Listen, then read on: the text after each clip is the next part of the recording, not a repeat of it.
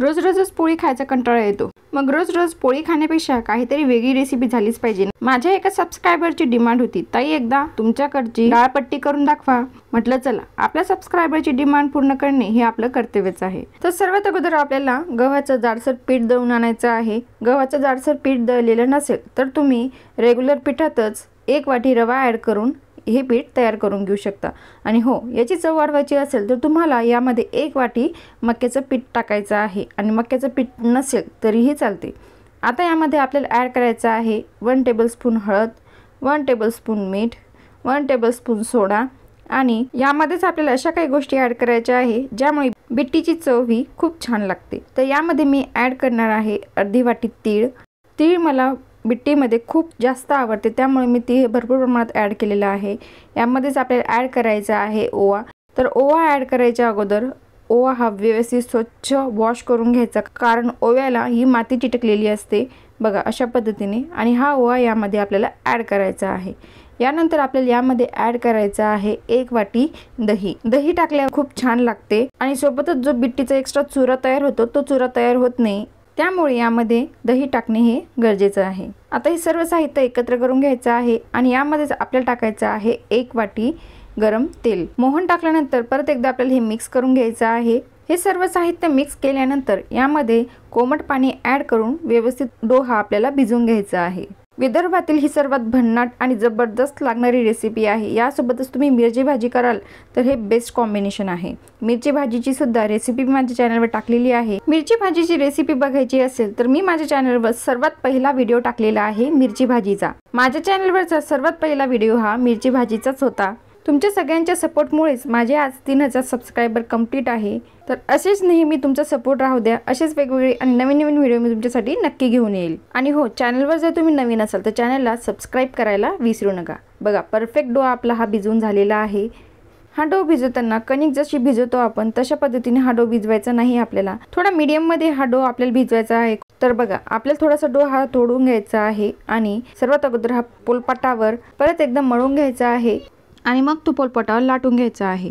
आता बऱ्याच ठिकाणी घडीची बिट्टीची वेगवेगळी पद्धत असते, तर तुमच्याकडे घडीची बिट्टी ही कशा पद्धतीने करतात नक्की मला कमेंटमध्ये सांगा, म्हणजे वेगवेगळ्या आणि नवीन पद्धती आपल्याला माहिती होतात।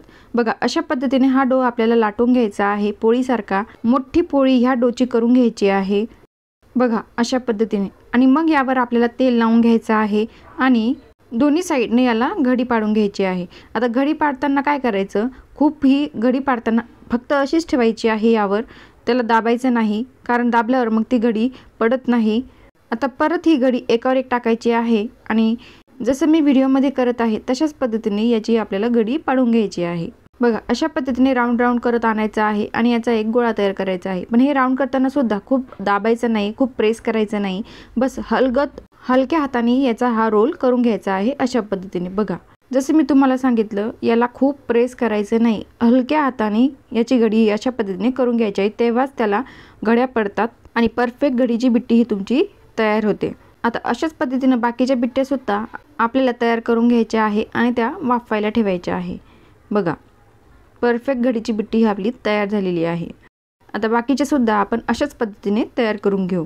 तसा रोल जर तुम्हाला जमत नसेल तर अशा पद्धतीने हा रोल तयार केला तरी चालतो। बघा अशा पद्धतीने फक्त तो एकावर एक फिरवायचा आहे। बघा परफेक्ट रोल आपला रेडी झालेला आहे। तर बघा अशाच पद्धतीने बाकीचे रोल सुद्धा मी तयार करून घेतलेले आहे। आता हे आपण वाफवायला ठेवू। तर वाफवण्यासाठी आपण एक इडली पात्र घेतलेलं आहे, त्यामध्ये पाणी टाकायचं आणि ते गरम करून घ्यायचं आणि मगच इडली पात्राच्या ज्या प्लेटी असतात ना त्या प्लेटी एकावर एक ठेवून प्रत्येक इडली पात्राच्या प्लेटवर हे रोल आपल्याला ठेवून द्यायचे आहे आणि वाफवून घ्यायचे आहे 15 मिनिटासाठी। हे तुम्ही असं सुद्धा ठेवू शकता आणि वाफवून घेऊ शकता, किंवा खूप असा टाइम नसेल तर तुम्ही एकावर एक अशा पद्धतीने सुद्धा ठेवू शकता आणि झाकण ठेवून हे आपल्याला 15 मिनिटासाठी वाफवून घ्यायचे आहे। तर अशा सुद्धा या परफेक्ट होतात, तर काही हरकत नाही अशा सुद्धा ठेवल्या तरीही।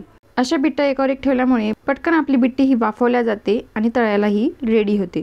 आता ह्या बिट्टी वाफवली गेली आहे का नाही हे चेक करण्यासाठी काय करायचं, त्या बिट्टीला आता हे बघा हे जे डो तयार झालेले आहे ना त्याला अशा पद्धतीने हात लावून बघायचा आणि हाताला जर हा डो चिटकला नाही म्हणजे परफेक्ट बिट्टी ही आपली वाफवली गेलेली आहे असं समजायचं। तर आहे ना इझी ट्रिक। चला तर आता आपण बघूया बिट्टी ही आपली व्यवस्थित परफेक्ट वाफवली गेलेली आहे का नाही। तर आपल्याला काय करायचं आहे, त्या बिट्ट्या ह्या कट करून घ्यायच्या आहे अशा पद्धतीने. मी पहिली जी ट्रिक सांगितली ती तर युजफुल आहेच नक्कीच. तर बघूया यामध्ये लेयर्स पडलेले आहे का नाही. तर ही बिट्टी अशा पद्धतीने थोडी दाबून बघायची आणि बघा किती छान लेयर्स पडलेले आहे. परफेक्ट लेयर आपल्या या बिट्टीमध्ये रेडी झालेले आहे. आणि बघा आतपर्यंत तुम्हाला दिसत आहे किती छान या वाफवल्या गेलेल्या सुद्धा आहेत. आणि मस्त या बिट्ट्या आता आपल्याला परफेक्ट तळून घ्यायच्या आहे आणि लगेच आपल्या बिट्ट्या ह्या रेडी झालेल्या आहे. तर आहे ना इझी बिट्टी रेसिपी. तर अशाच नवीन आणि वेगवेगळ्या रेसिपी बघण्यासाठी शुभ उर्सल चॅनल नक्की सबस्क्राईब करा. व्हिडिओ आवडला असेल नक्की लाईक करा आणि तुमच्या मित्रमैत्रिणींसोबत नक्की शेअर करा. एन्जॉय करा, हेल्दी खा आणि हेल्दी राहा.